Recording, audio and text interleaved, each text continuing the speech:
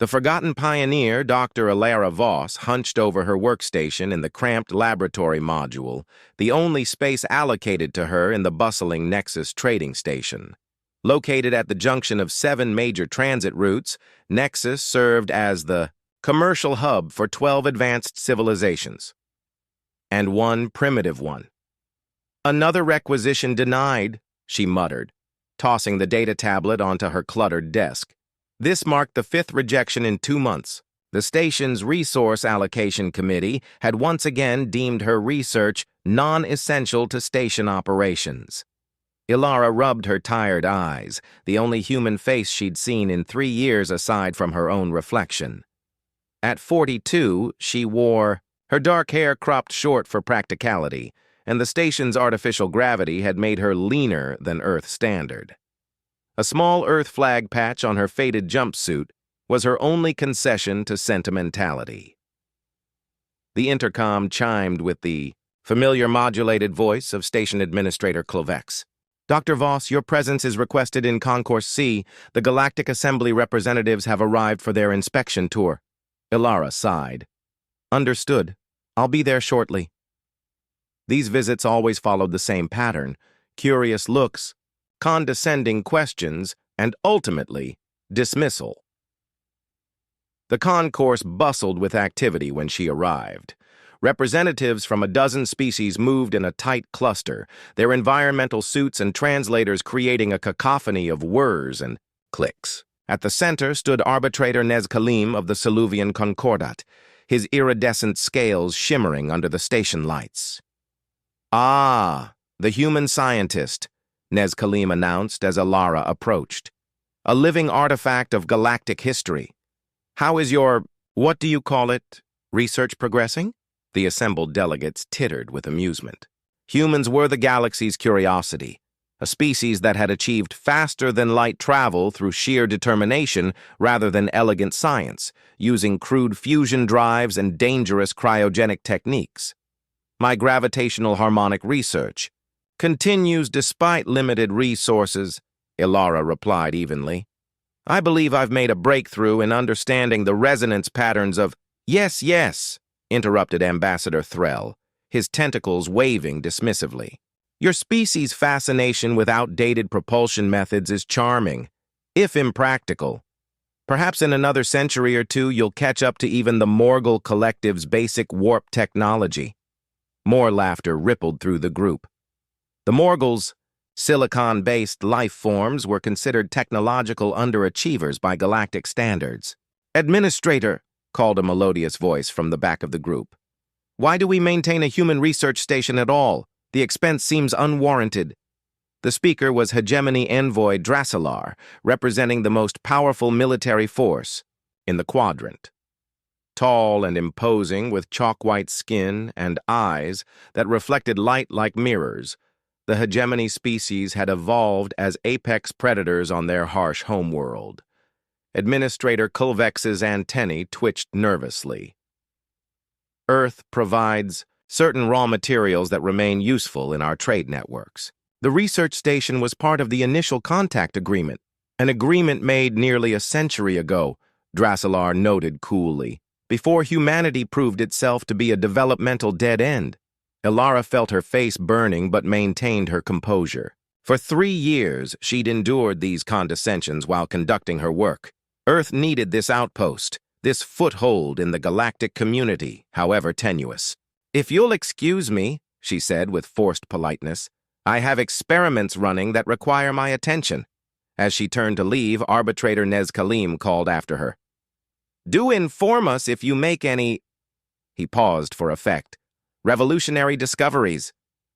The delegates erupted in laughter again as Ilara retreated. Back in her laboratory, Ilara sealed the door and engaged her privacy protocols. Primitive by galactic standards, but sufficient to block casual surveillance. From beneath her workstation, she retrieved a small device of her own design, no larger than her palm. "Record log, encryption level 5, she spoke into the device. "Project Resonance, day 892. I've identified a critical flaw in the standard model of interdimensional transit used by all galactic ships. Their understanding of subspace stability is fundamentally incomplete. She projected a complex mathematical equation onto her work screen.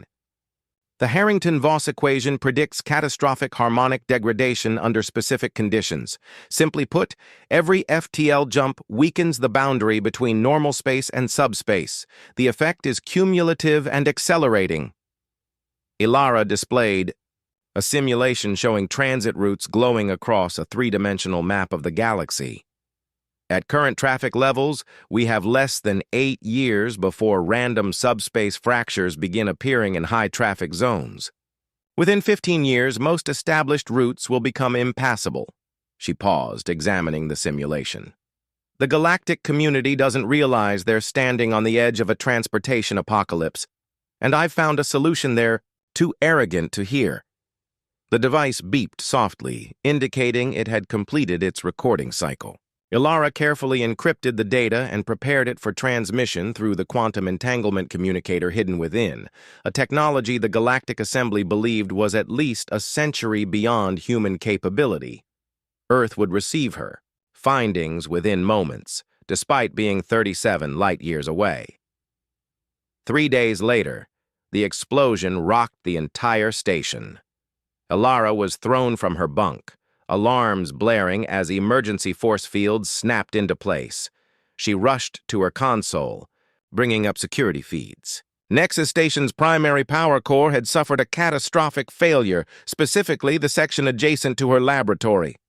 No, she whispered, realizing what had happened. Someone had discovered her research. The door to her quarters burst open. 4 hegemony soldiers in full combat armor stormed inside, weapons trained on her. Behind them stood Envoy Drasilar, his mirror eyes reflecting Ilara's terrified face back at her. Dr. Ilara Voss. Drasilar's voice was cold and precise. You are being detained for questioning regarding sabotage and unauthorized technological development. I've done nothing wrong, Ilara protested as the soldier secured her wrists with neural restraints. My research is theoretical. Your research, Drasilar interrupted, includes practical applications of principles the hegemony has classified as strategically dangerous. Your transmission activities have not gone unnoticed. Ilara's blood ran cold. They knew about the quantum communicator. Take her to the Dominion, Drasilar ordered his soldiers. Full isolation protocols. As they dragged her through the station's corridors, Ilara saw the faces of other species, some curious, some frightened, none intervening. At the docking bay, a sleek hegemony vessel waited, its hull gleaming like polished obsidian. Administrator Kulvex hurried toward them, antennae quivering with agitation. Envoy Drasilar, this is highly irregular. The human is under station protection according to the Treaty of Sol has been suspended. Drasilar cut him off. The Galactic Assembly has designated Earth as a potential security threat based on new intelligence. All human assets are now under hegemony jurisdiction. A security threat? Kulvex sputtered. Humans barely maintain a presence beyond their own system. Drasilar's mirror-like eyes fixed on the administrator. Appearances can be deceiving. Within hours, Ilara found herself in an interrogation chamber aboard the hegemony vessel Dominion. The room was deliberately designed to disorient, its walls shifting subtly in color and texture, its gravity fluctuating just enough to cause constant discomfort. Explain this, Drasilar demanded, projecting an image of Ilara's quantum communicator. This technology exceeds humanity's known capabilities by approximately 140 years. Ilara remained silent. We've intercepted fragments of your transmissions, Drasilar continued. References to something called Project Resonance and warnings about subspace degradation. You will provide full access to your research immediately. When Ilara still refused to speak, Drasilar signaled to an aide who injected something into her arm. Her vision blurred as the truth serum took effect. Now, Dr. Voss, how long has Earth possessed quantum entanglement technology? Despite her resistance, Ilara heard herself answering. 27 years. Drasilar's expression didn't change, but the temperature in the room seemed to drop.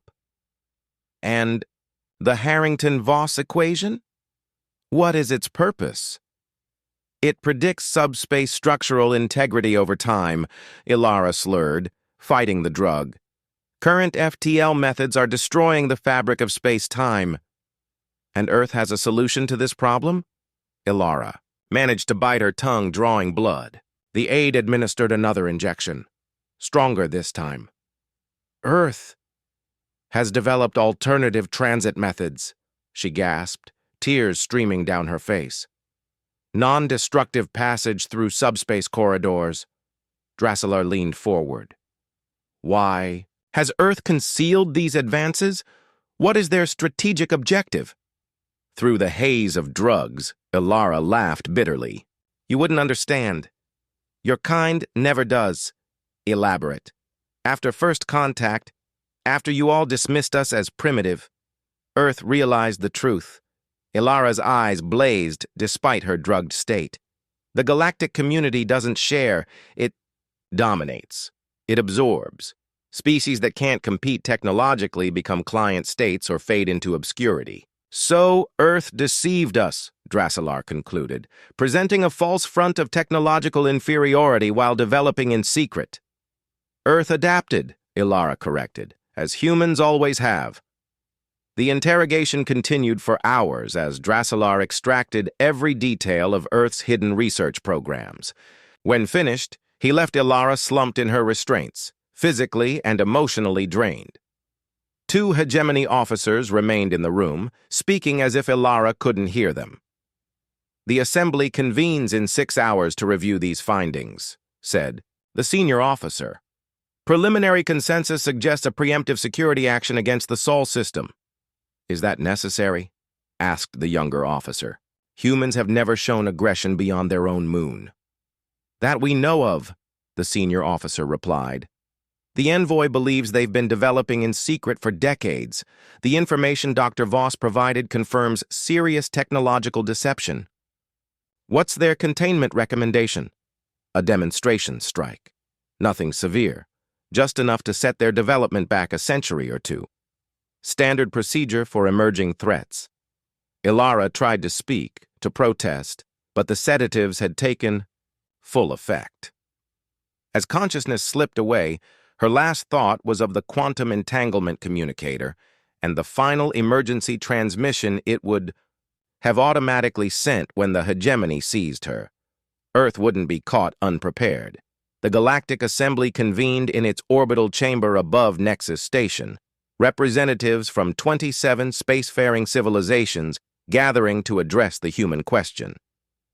The Grand Hall hummed with concerned murmurs as Envoy Drasilar presented his findings. The evidence is conclusive, he stated, projecting Ilara's research for all to see. Earth has systematically misrepresented its technological development for at least 3 decades. More concerning, they've discovered critical flaws in our transit infrastructure that they've withheld from the Assembly.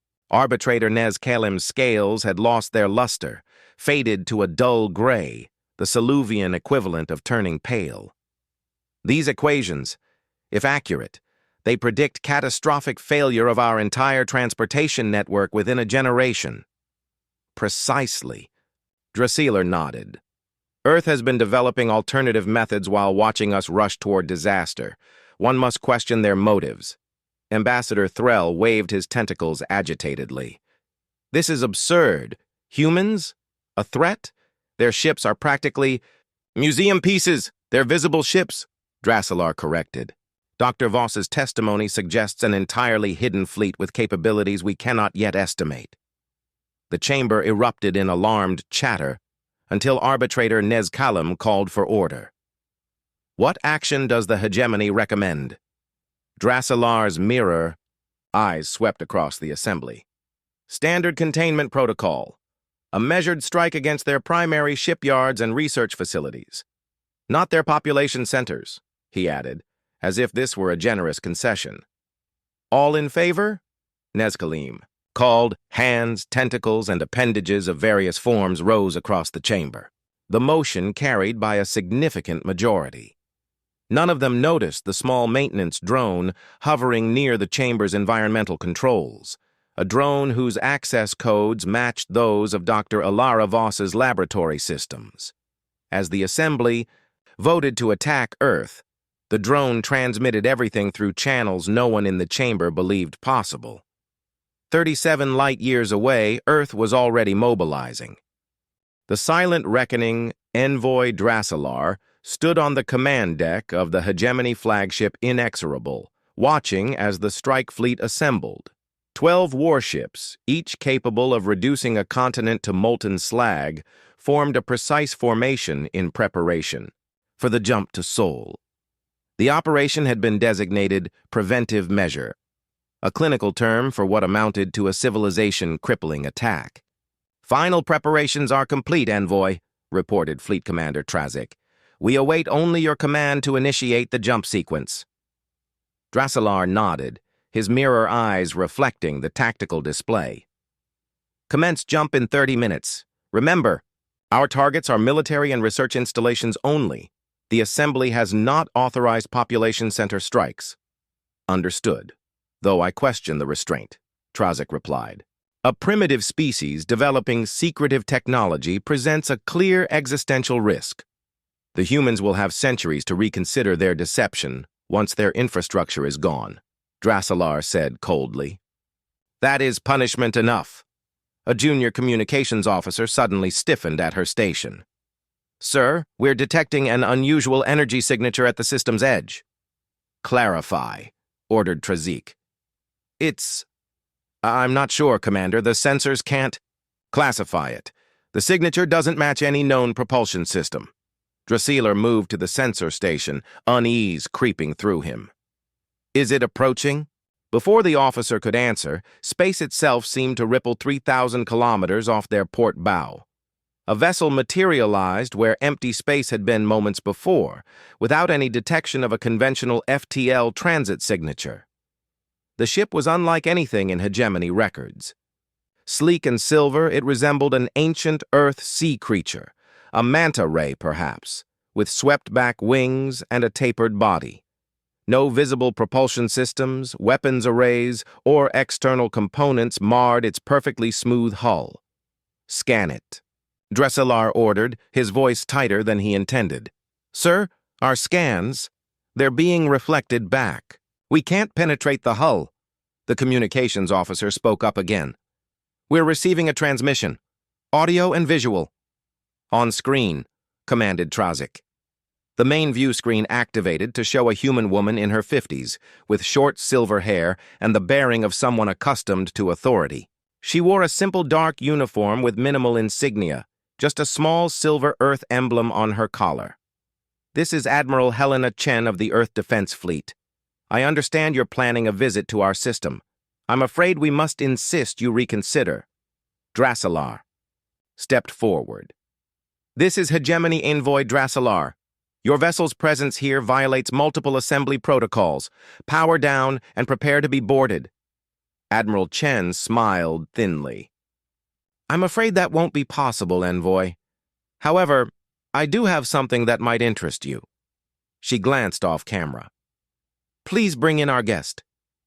The camera angle widened to reveal Dr. Alara Voss standing beside Admiral Chen, alive and apparently unharmed. "Impossible!" Drasilar hissed.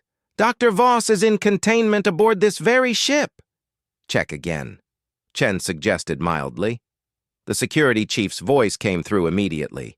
"Sir, the human prisoner is gone. Her cell is empty. No signs of forced entry or exit." Drasilar's composure cracked for the first time. "How did you—" "The same way we've been monitoring assembly activities for decades," Chen interrupted. "Your understanding of spatial mechanics is incomplete." Trazik had heard enough. "All vessels, battle stations. Target the human ship and prepare to fire." "I wouldn't," Chen warned. "Look at your tactical display."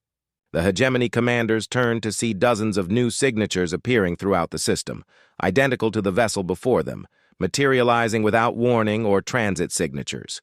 "Your strike fleet is currently surrounded by 57. Earth vessels, Chen continued. But we're not here to fight.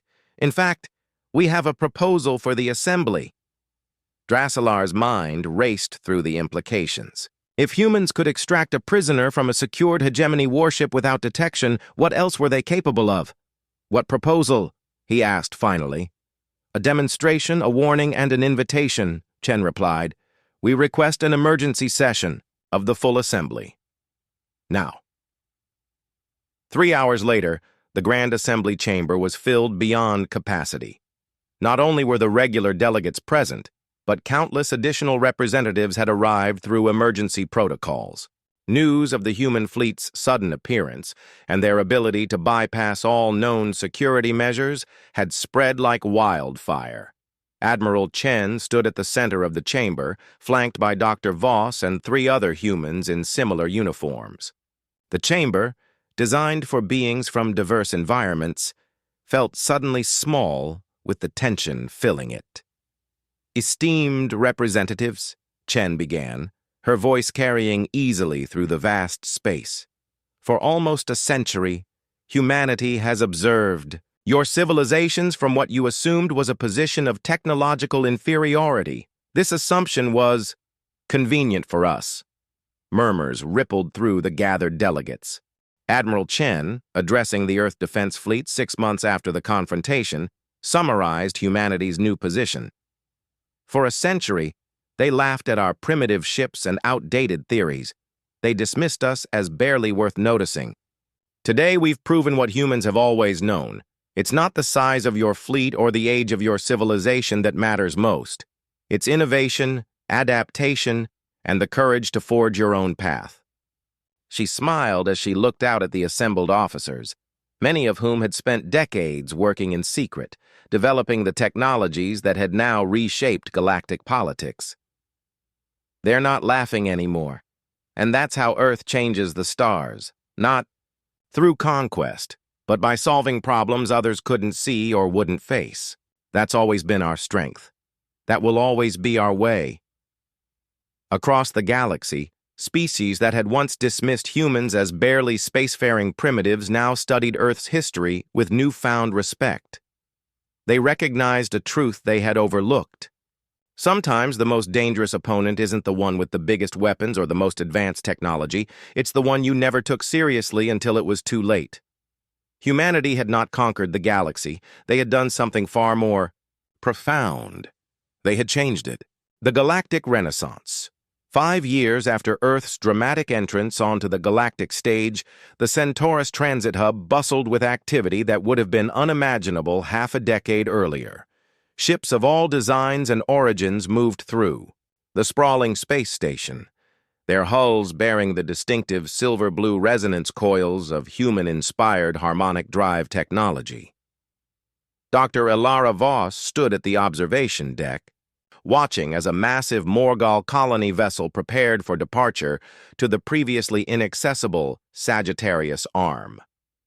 At 57, her face showed new lines of experience, but her eyes reflected satisfaction rather than the frustration that had characterized her years of isolation.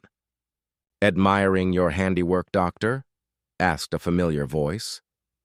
Elara turned to see arbitrator Nez Kalim approaching, his scales now a dignified deep blue with age. He had been one of the first assembly leaders to embrace the new human-led initiatives, and had recently been elected High Arbitrator, the Assembly's highest position. "Just thinking about how much has changed," Elara replied. 5 years ago, that colony ship would have been impossible. The Sagittarius corridors were among the most degraded in the network. Indeed, the Morgels speak of establishing cultural outposts across 12 new systems. Nez Kalim's inner eyelids blinked thoughtfully.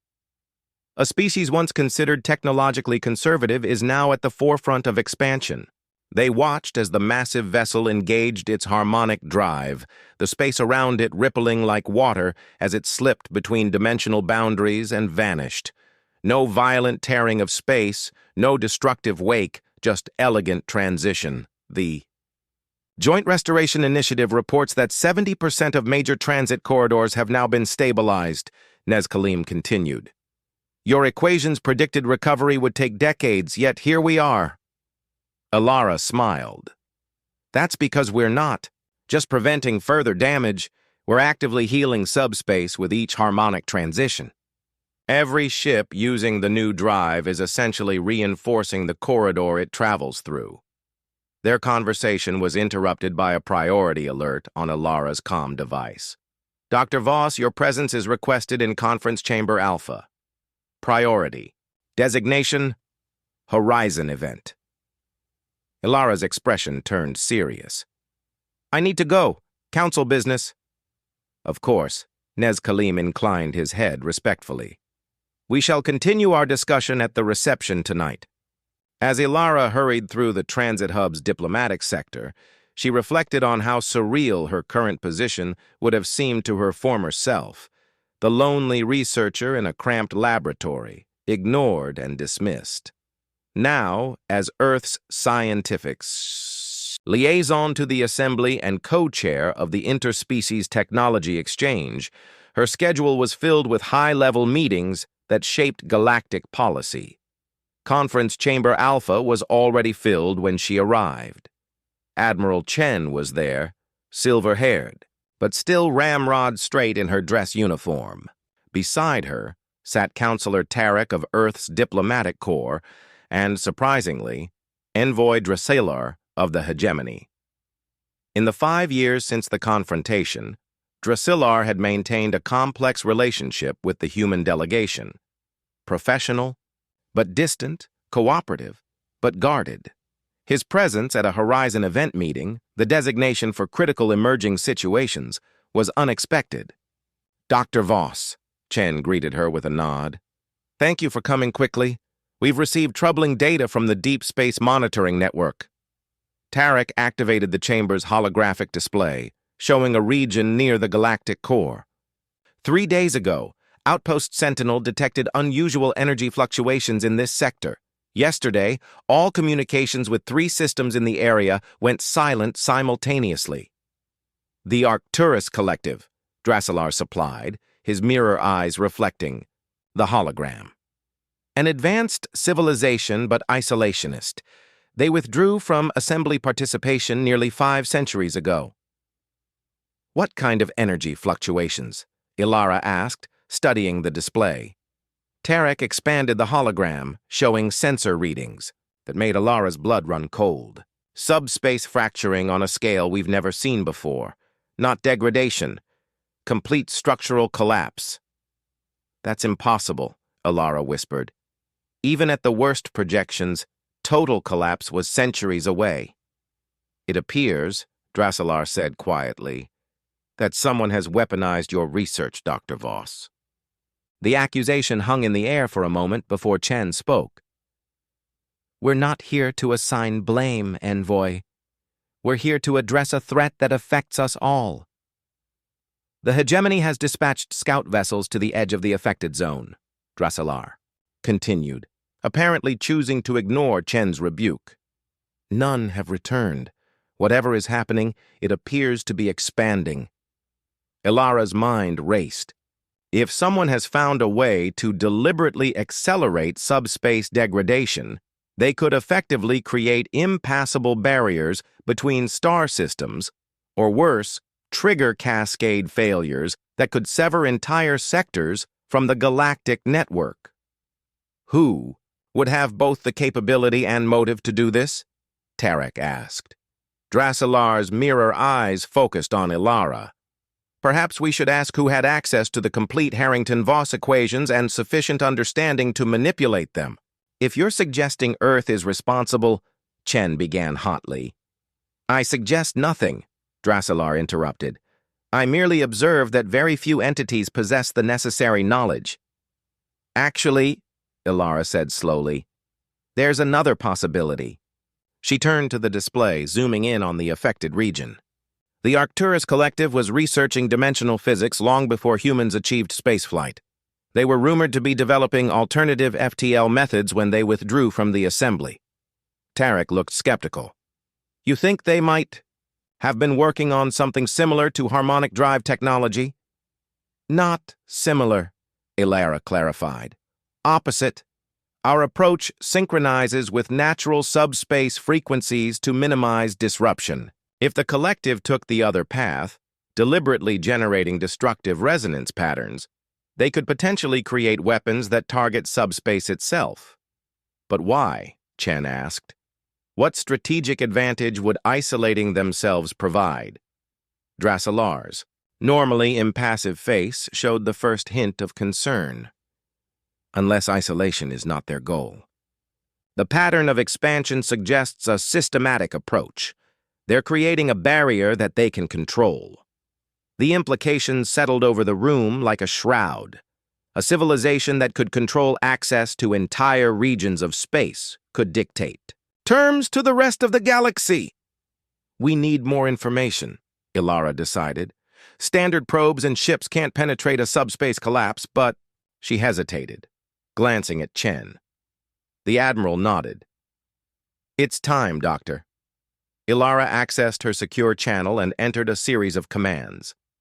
The holographic display shifted to show a vessel unlike any the Assembly had publicly seen before. Smaller than a standard ship, but with complex geometric patterns etched into its hull. Project Pathfinder, she explained to Drasilar's questioning look. A prototype designed to navigate severe subspace distortions. It uses principles similar to harmonic drive but enhanced with quantum state manipulation. Theoretically, it can pass through areas where subspace has fully collapsed by temporarily existing in multiple dimensional states simultaneously. Theoretically, Drasilar echoed. It's never been field-tested under such extreme conditions, Chen admitted. But it's our best option for discovering what's happening within the affected zone. And who will pilot this experimental vessel into a region from which no ship has returned? Drasilar asked.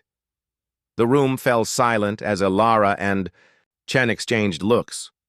I will, Ilara said firmly. The navigation systems require intimate knowledge of the Harrington-Voss equations to make real-time adjustments. No one understands them better than I do. Absolutely not, Tarek protested. You're too valuable. To the joint initiative, send a remote probe. Quantum state navigation requires instantaneous adjustments that can't be automated or handled remotely, Ilara explained. And if we're facing weaponized subspace manipulation, we need someone who can recognize and analyze the patterns immediately. Admiral Chen's expression was grim but resigned. Dr. Voss is correct. This mission requires her expertise. However, she added, fixing Drasilar with a pointed stare, we'll need hegemony cooperation to stage the operation from their forward base at Proxima Eridani. Drasilar was silent for a long moment, his mirror eyes unreadable. Finally, he nodded.